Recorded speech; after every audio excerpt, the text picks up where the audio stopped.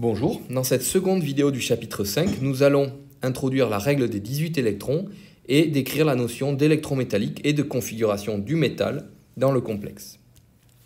Donc, tout d'abord, la règle des 18 électrons. Donc, dans une structure de Lewis classique, c'est-à-dire dans la structure de Lewis d'une molécule sans métal de transition, vous connaissez la règle de l'octet.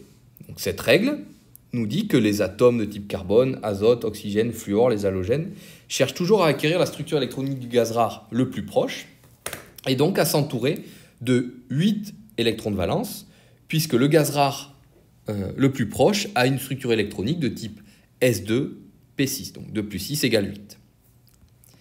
Dans les complexes de métaux de transition, c'est la même chose. Le métal de transition va chercher à acquérir la structure électronique du gaz rare le plus proche. La différence avec ce que vous avez vu précédemment, c'est que maintenant, nous avons une couche des orbitales d, et qu'il faut aussi remplir ces orbitales d. Donc pour acquérir la structure électronique du gaz rare le plus proche, l'atome métallique doit s'entourer de 10 plus 2 plus 6 électrons, c'est-à-dire 18 électrons. Donc la règle des 18 électrons, c'est l'équivalent de la règle de l'octet, mais pour les métaux de transition. Donc vous savez que la règle de l'octet, même si elle s'applique dans, on va dire, 90% des cas, présente de nombreuses exceptions, et bien c'est la même chose pour la règle des 18 électrons. Elle les vérifiée relativement souvent, mais présente de nombreuses exceptions. Et vous en avez déjà vu, puisque dans les exemples que je vous ai présentés dans la vidéo précédente, nous avions des complexes pour lesquels le métal était entouré de 18 électrons, donc il respectait la règle des 18 électrons, mais nous en avons vu d'autres pour lesquels ce n'était pas le cas. Donc de nombreuses exceptions existent pour cette règle des 18 électrons.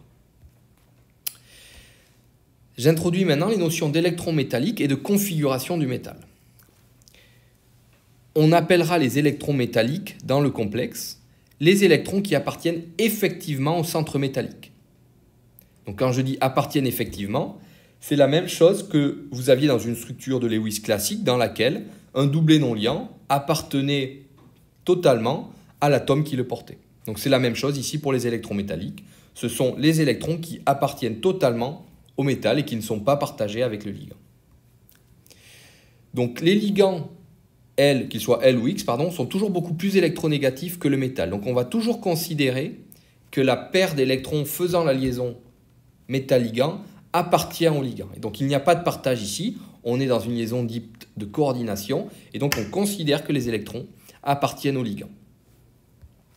Sachant cela, il est relativement facile de déterminer le nombre d'électrons métalliques dans un complexe. Vous l'obtenez avec cette formule ici.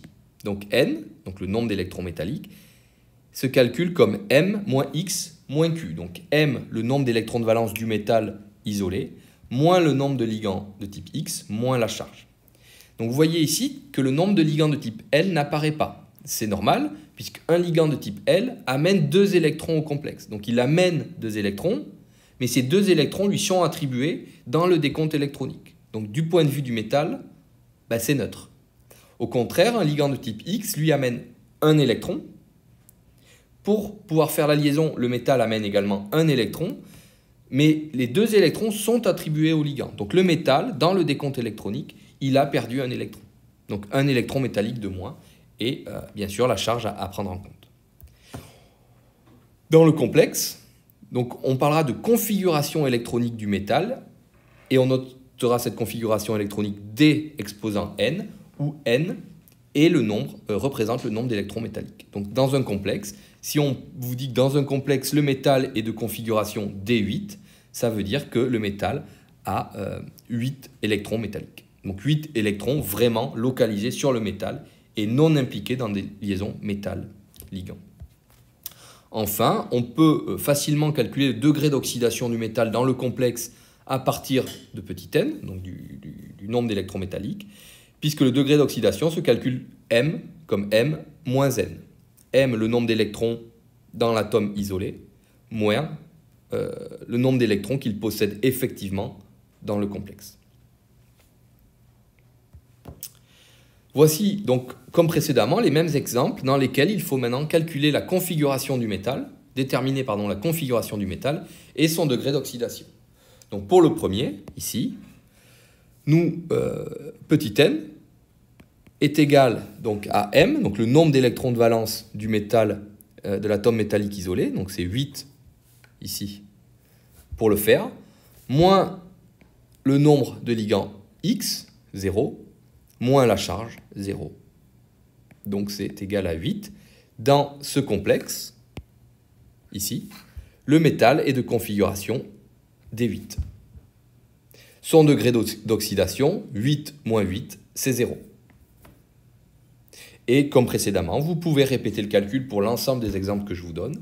Et vous voyez différents types de notation. Donc ici, j'ai juste noté l'entier, c'est-à-dire le nombre d'électrons métalliques. Mais en termes de notation, il est recommandé de noter que le métal est D8, D8, D6, D8, D10, D1 ou D8.